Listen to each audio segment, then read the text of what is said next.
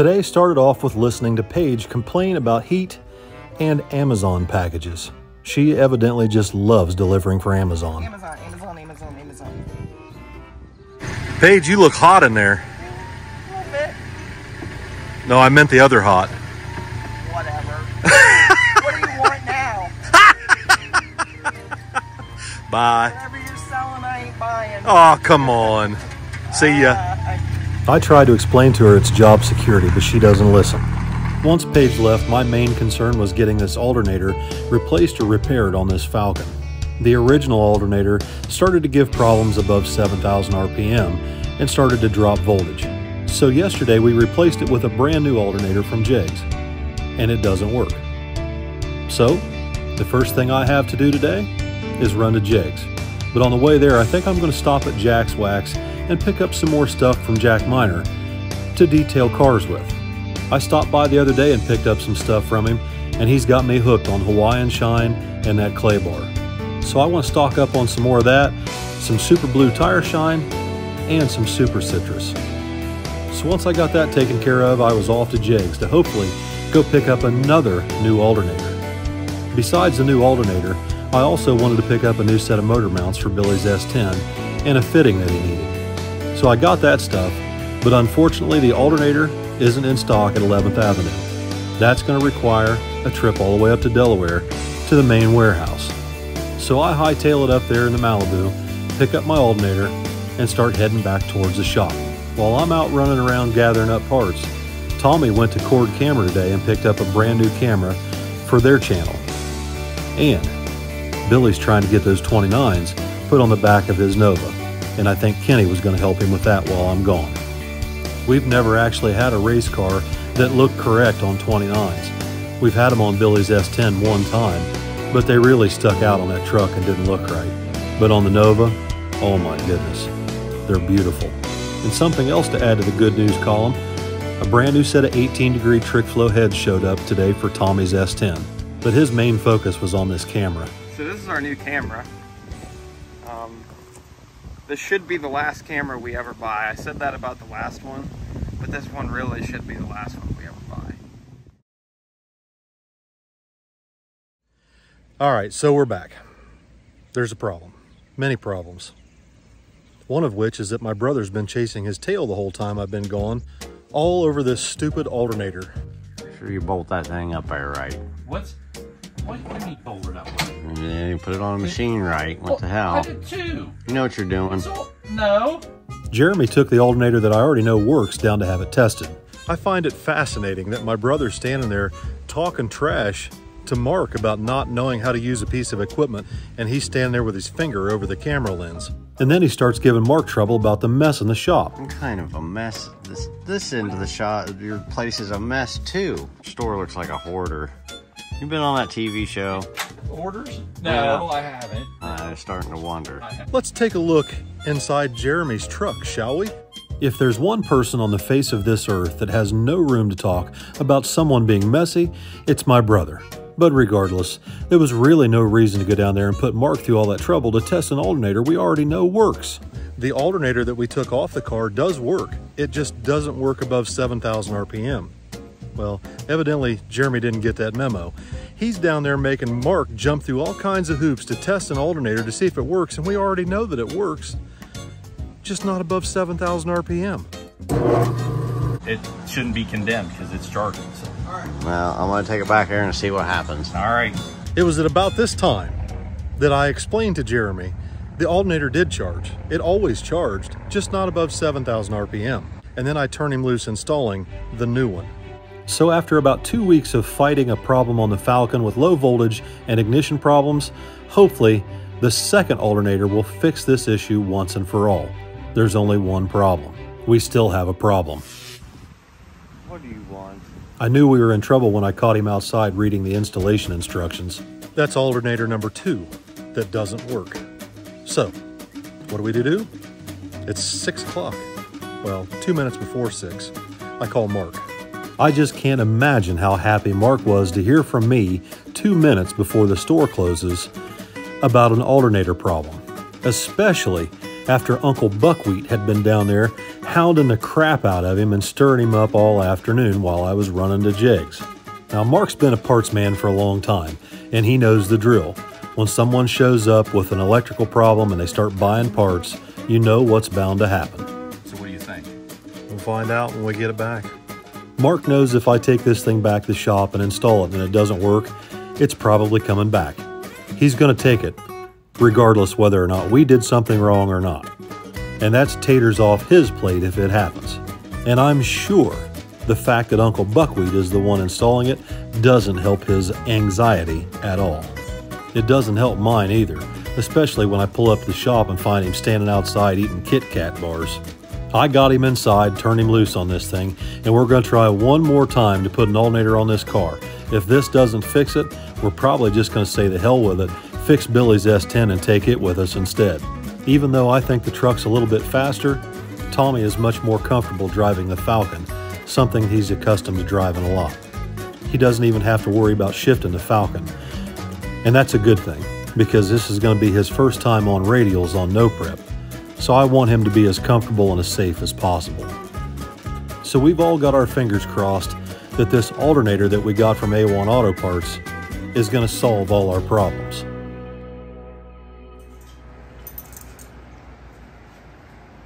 What? Is this it? I guess. How many alternators are you gonna buy? X8 wire plugged in. Yeah. So here we go, the moment of truth. We're about to find out whether Jeremy has actually fixed this thing once and for all. As Borat would say, great success. Now we can finally get the Falcon down off the lift, back it out of the garage, and for the first time ever, pull Billy's Nova out, sitting on 29-inch Mickey Thompsons.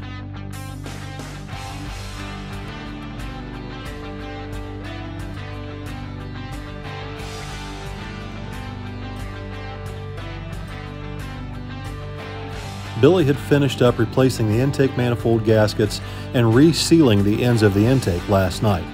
However, we still need to change the oil, as some of the water that was in the cooling system got into the crankcase, so the oil's pretty milky. Plus, we're still trying to keep a close eye on our main and rod bearings. So, we want to cut the oil filter apart and look in it, just as a precautionary measure before we haul this car all the way to Missouri and race BEATER bomb off the trailer on Saturday. While Billy's busy draining oil out of the Nova, Miss Vicky's out on the back porch grilling hot dogs and bratwurst. Another item we can add to the good news column today. Hopefully once Billy cuts his filter apart, we can add that to our list and take one more thing off our list of things to worry about. Thankfully, outside of the milky oil, the filter looks absolutely perfect. So we're good to go for the weekend, so long as testing goes good tomorrow evening and nothing else breaks between now and the weekend.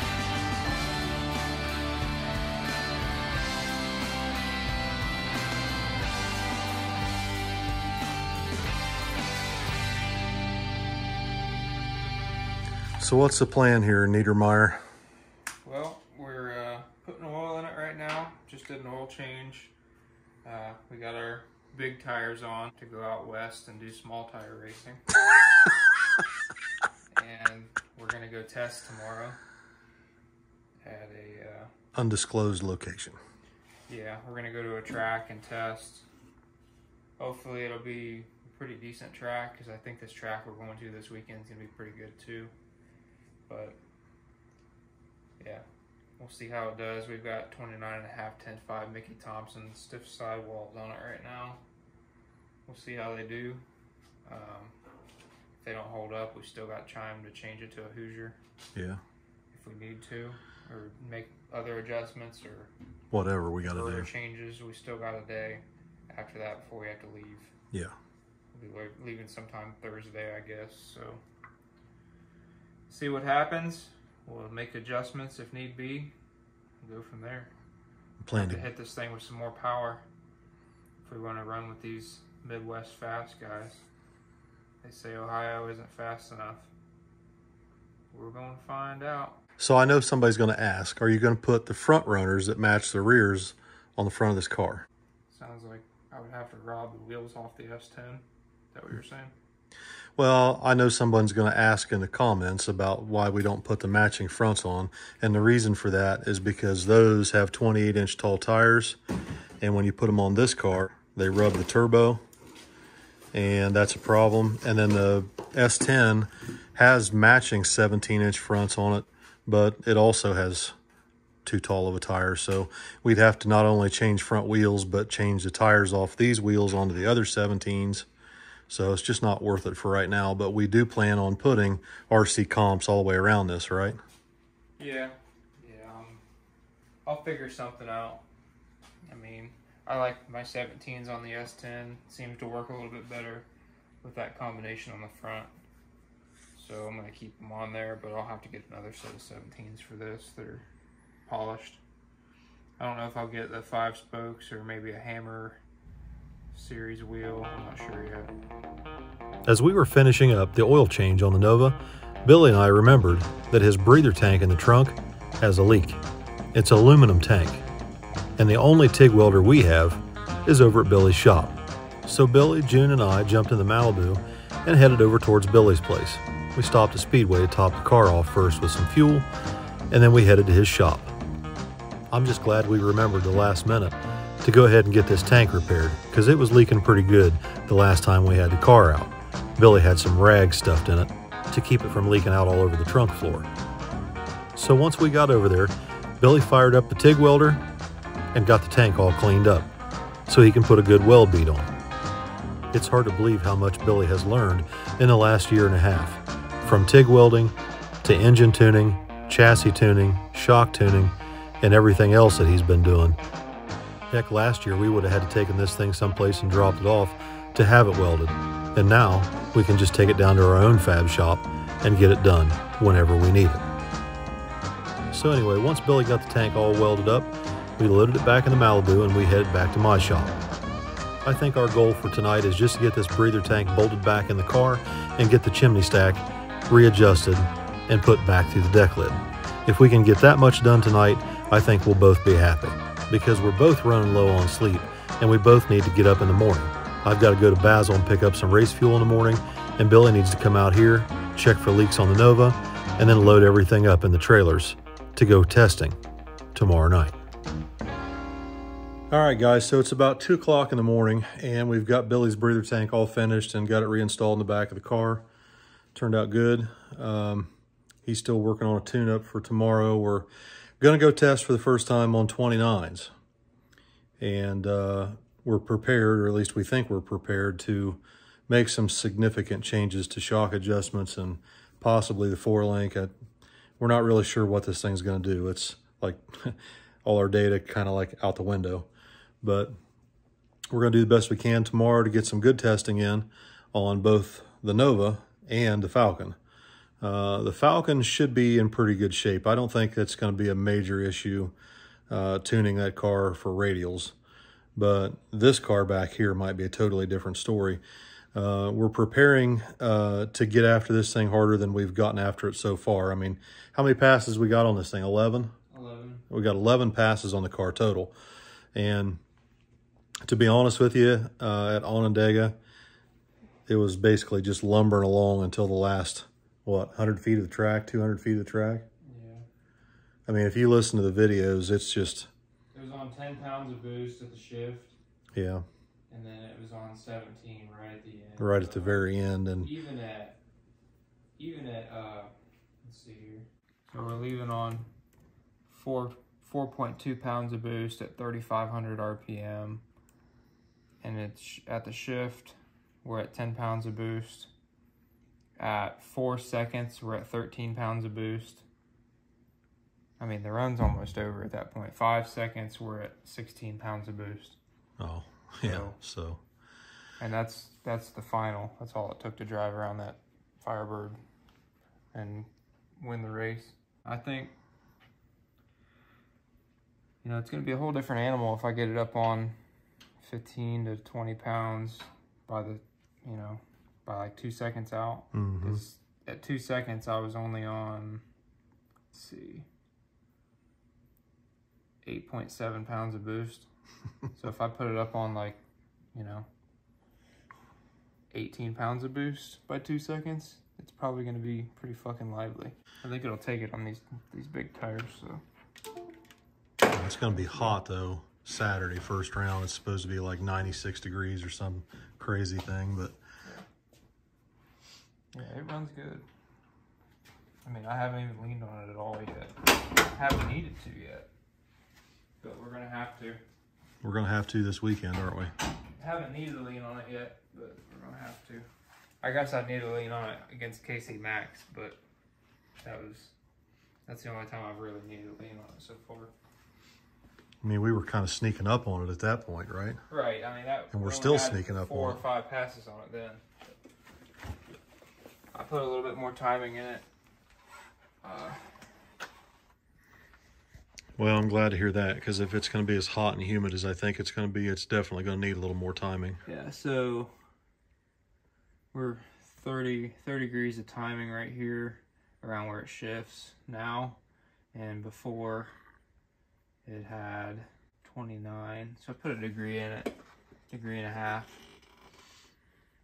So we're just sneaking up on it. Yeah, just trying to take baby steps here.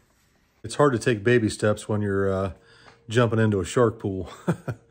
You know, the piranhas are in there and they're ready to bite, so it's going to be difficult, but that's okay. You know, I mentioned to Billy the other day something I wanted to do with the Malibu, which is go race in classes that the car shouldn't really even try to compete in.